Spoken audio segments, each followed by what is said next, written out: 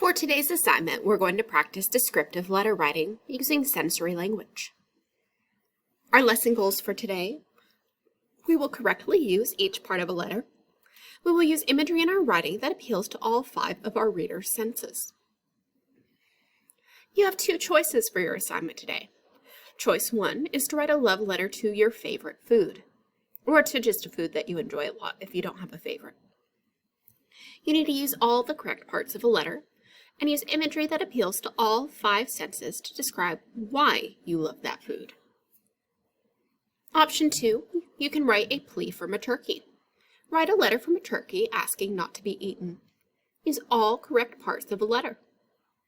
Use imagery that appeals to all 5 senses to describe what the turkey will do with its life if it isn't eaten. So, the parts of a letter are actually fairly simple. At the very top on the right-hand corner of that letter, you're going to write the date. Underneath the date, on the left, you're going to write a greeting. So it's going to say something like, "Dear Miss Jacobson, comma, dear boys and girls, comma."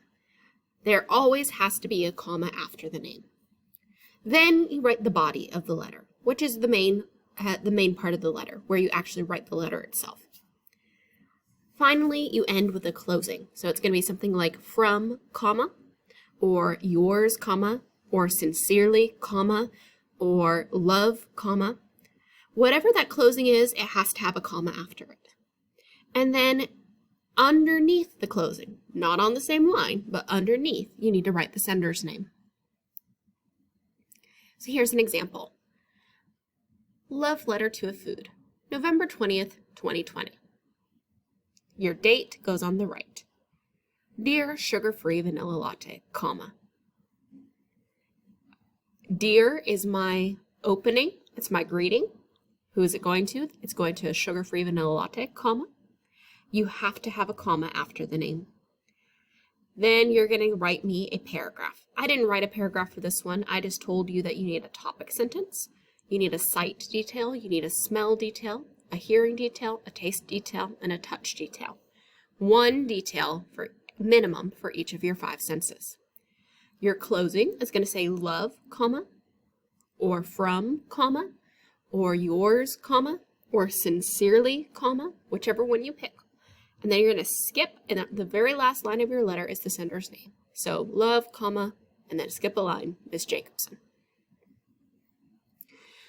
If you are writing from the point of view of a turkey, then you might write it to, for instance, your family. Dear Jacobson family, comma. And then you have the body of your letter, your friend, comma, and then you're going to send it. The sender is going to be a turkey. So you're going to send it from a turkey. Your friend, comma, Mr. Gobbles the turkey. When you use that descriptive imagery, you're going to think about your food, or you're going to think about the life your turkey will lead, and think about what can I see, or what can I smell, or what can I taste, what can I touch. So if you're writing a love letter to tamales, what can you smell about tamales? How did the tamales feel as you unwrap them in your hands? What's the texture of the tamales in your mouth? What's the taste? Are they spicy? Do you like tamales with a certain kind of meat? Is there a particular type of sauce that you like? If you're eating mac and cheese, the mac and cheese might be creamy. It might smell real cheesy. What colors are there? There's more than one color in most of these foods. So again, you're going to think, what can I see? What can I hear? For the hearing, it might be, especially with the foods, it might be something that you hear while the food is cooking, or it might be something that you hear while people are eating the food. What noises are people who are making the food, who are eating the food around you making? Are they scraping their fork on their plate trying to get the very last crumb? Are they complimenting the chef? What can you taste? What are the different distinct tastes of that food? What do you feel? What do you smell?